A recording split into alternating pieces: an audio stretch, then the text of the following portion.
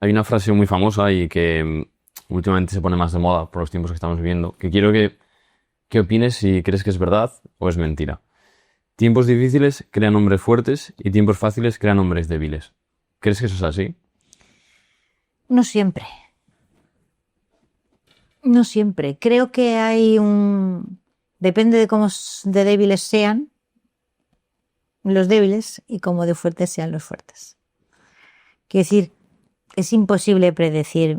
A mí, mira, el momento presente me recuerda mucho la época, yo lo estudio mucho últimamente, la etapa última del Imperio Bizantino. O sea, el siglo XV. La parte primera del siglo XV y las últimas décadas del siglo anterior.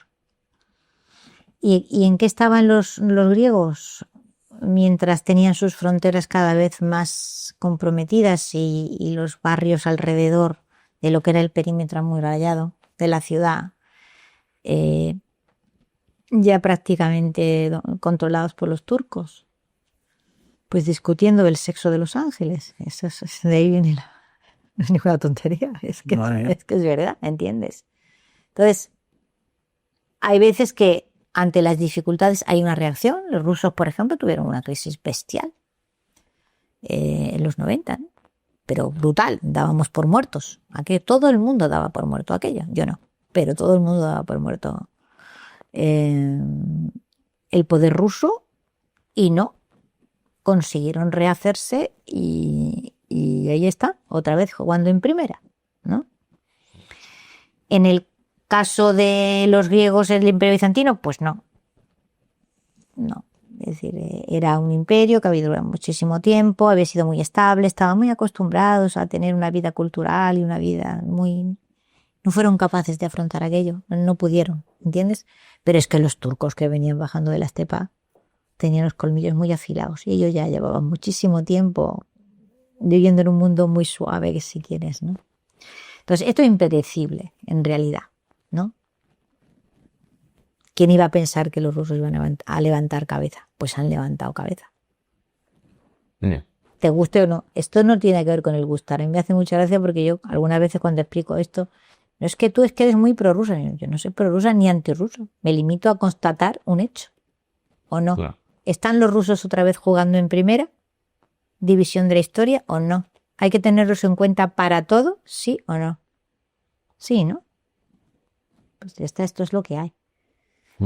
No, me gusta el enfoque que hemos comentado aquí de que a lo mejor no es el tiempo que hace hombres débiles, sino es o mujeres débiles o fuertes, sino es más bien la responsabilidad de cada uno.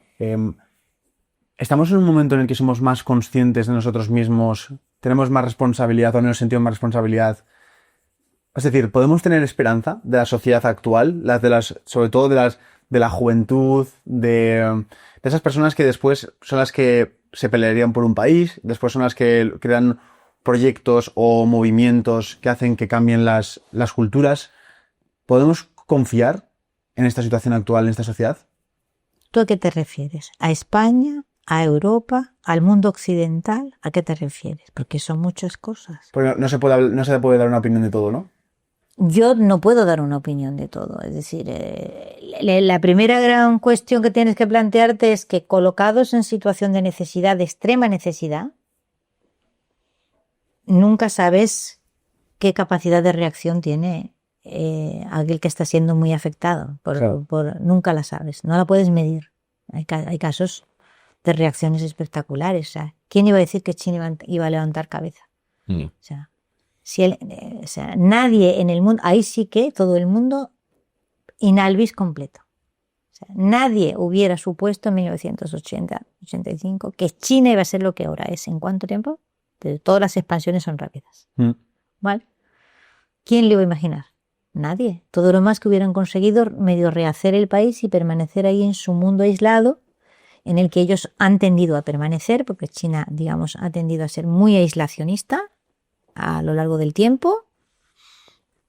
Por ejemplo, los españoles que tuvieron una relación comercial formidable con China desde que se estableció la ruta del Galeón de Manila, lo hacían al modo chino, es decir, no entraban en los puertos chinos. Los comerciantes chinos iban a Manila. que estaba 2 días en navegación. Y los puertos de las Filipinas pues, estaban constantemente llenos de los champanes chinos que traían de todo. Y los españoles llevaban pues las mercancías allí. Y ese intercambio se hacía respetando. Hay una carta muy, muy linda de Felipe II al emperador Wanli. Y en España estamos acomodados, entonces. Porque si habla de... Pero ¿a ti por qué te interesa España? España no pincha ni corta nada en el mundo. O sea, yo lo que quiero saber es, como hemos tenido que separar España de Europa de China, me gustaría saber si hay algo que podemos hacer en nuestro control. ¿Para qué? ¿Para evitar la fragmentación del país? No, más que para evitar, para aportar valor a la sociedad de la manera en la que podamos. No sé si es fragmentando o uniendo, no sé si es construyendo o deshaciendo cosas que ya estaban hechas de antes, pero si de esta conversación tuviéramos que sacar conclusiones que pudieran ayudar a la sociedad a ir a un poco mejor, ¿por dónde podríamos empezar? Y si tenemos material humano suficiente como para poder hacerlo. Es decir, si tenemos la actitud correcta para poder empezar a montar esos fundamentos de mentalidad, de cultura, porque a lo mejor si estamos muy acomodados y no tenemos esa necesidad, porque no tenemos esa urgencia de querer mejorar, no tenemos ese incentivo de mejorar. Entonces nos quedamos estancados y hacemos que nosotros al final somos españoles, ¿no? Pero cualquier otra persona que pueda estar escuchándonos en otro idioma también le pasará igual en su cultura. Es decir, ¿cómo podemos analizar este momento? ¿Estamos acomodados o piensas que depende de cada uno de su situación y cómo se propone ser responsable? Yo pienso que va a apretar el zapato mucho en los próximos 10-15 años, mucho. Hasta donde sea capaz el personal de aguantar el apretamiento del zapato, ya eso es otra cosa que no te puedo decir. Es decir, hay cosas que son... El comer es sagrado. Sí. Todo el mundo reacciona en el momento que tiene hambre. Claro. O sea, impepinable. La vivienda es bastante... Es otro tema. Es otro tema. Un tremendo tema. Otro tremendo tema es cuando tienes la sensación de que estás constantemente trabajando para un Estado que no te ofrece nada. O sea, ¿cuánto será capaz de encajar lo que da miedo en esta coyuntura? Es lo del flautista de Hamelin. Es decir, que en vez de aparecer propuestas razonables en el sentido de que partan de vamos a analizar los problemas e intentar ver hasta dónde podemos encontrar soluciones. No. Te aparece el flautista de Hamelin, ¿vale? Y te cuenta 3 fantasías y la gente sale corriendo detrás de eso porque es lo único que... Y además tiende a no hacerle caso al que aparece haciendo un análisis más o menos riguroso, porque ese análisis riguroso suele plantearle todas las dificultades, la poca capacidad de maniobra que hay, pero bueno, sin liar la parda, podemos arreglar estas cositas. Vamos a intentar. Oye, eso es poco brillante, no excita, ¿sabes?, las emociones, y es como muy aburrido. Entonces, el flautista de Hamelin tiene siempre muchísimo más que ganar que el que aparece diciendo, pues yo creo que en el momento presente, dada la crisis que tenemos con la vivienda, habría que plantearse un plan europeo, porque esto no está ocurriendo solo en España. El problema de acceso a la vivienda es creciente en todas las naciones de la Europa occidental. Por lo tanto, vamos a ver si conseguimos legislar correctamente de tal manera, ¿vale?, que se eviten disparates como el que en esta ciudad son datos del Colegio de Notarios 2024, el 40% de la vivienda ha sido vendido a personas no residentes. Cuando la mayor parte de la población que quiere, tiene edad y debería poder acceder a una vivienda, no puede, ni loco. Entonces, cuando hemos llegado a esos desajustes, hay que afrontarlos. ¿Y qué es lo que estamos afrontando? Pues la corrupción de no sé cuánto, el no sé qué. Yo usted que le diga, el fiscal general del Estado me da exactamente igual. ¿Comprende?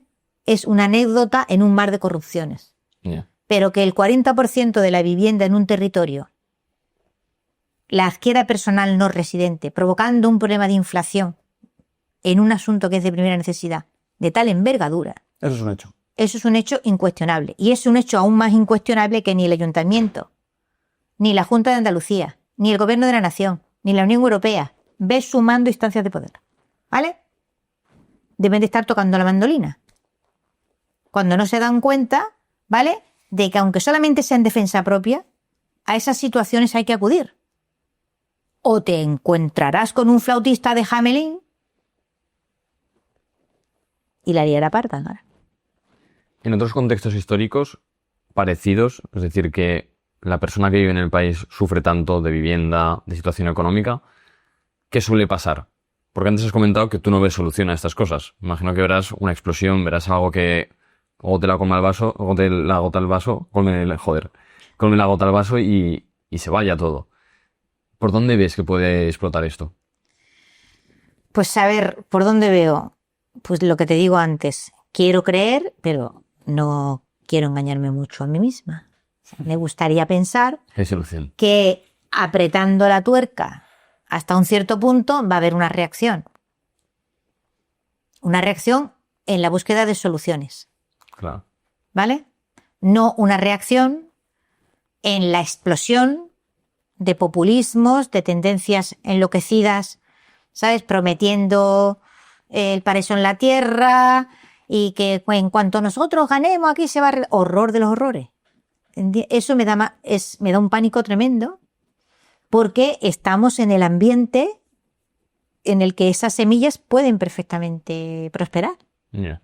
¿Vale? Y entonces también pienso que, bueno, pues eso, cuando las situaciones de necesidad aprietan mucho, pero la Europa occidental, la historia del siglo XX, no anima en absoluto al optimismo. ¿Vale? Porque apretando las tuercas, lo que se han producido han sido dos explosiones bestiales. Vamos, creo que no estoy inventando nada, ¿no? Entonces, claro, si nos vamos a nuestra historia inmediata, miedito da. Irremediablemente, ¿no? Sobre todo porque están ocurriendo cosas, se están dejando pasar los años, los problemas se están enconando, no se está buscando solución de... Para nada. Estás todo el rato tocando la mandolina. Es decir, ¿sabes? En un mundo de fantasía.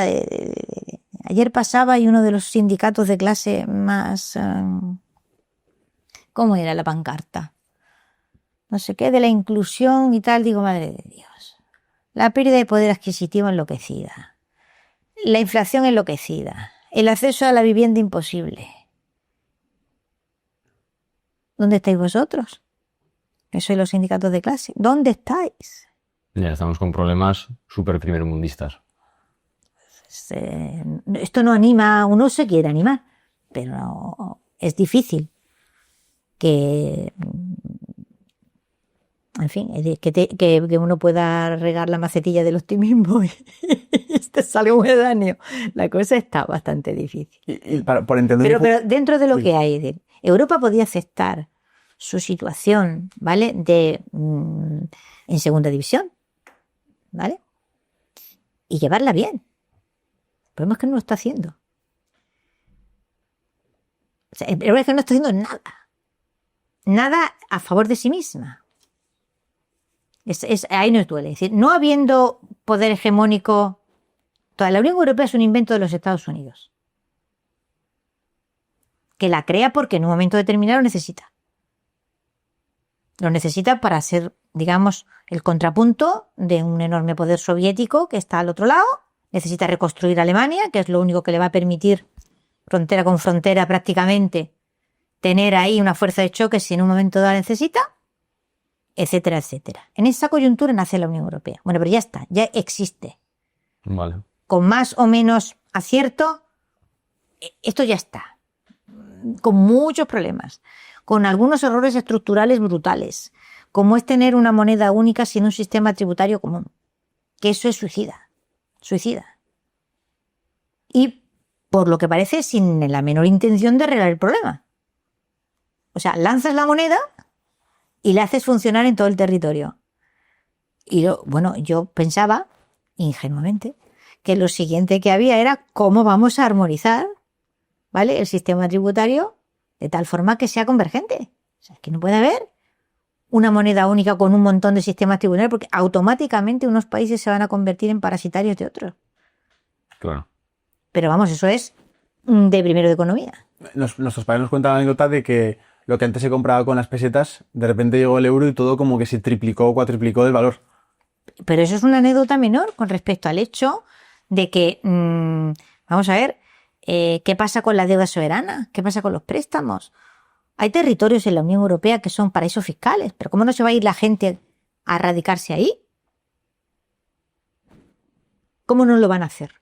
Si es que es muy fácil. ¿Y cómo no van a aprovecharse esos estados de esa situación? En un contexto de moneda única. Es que, vamos a ver, no se puede tener una moneda única si tú no tienes un sistema de tributación que iguale las haciendas. Eso es de primero.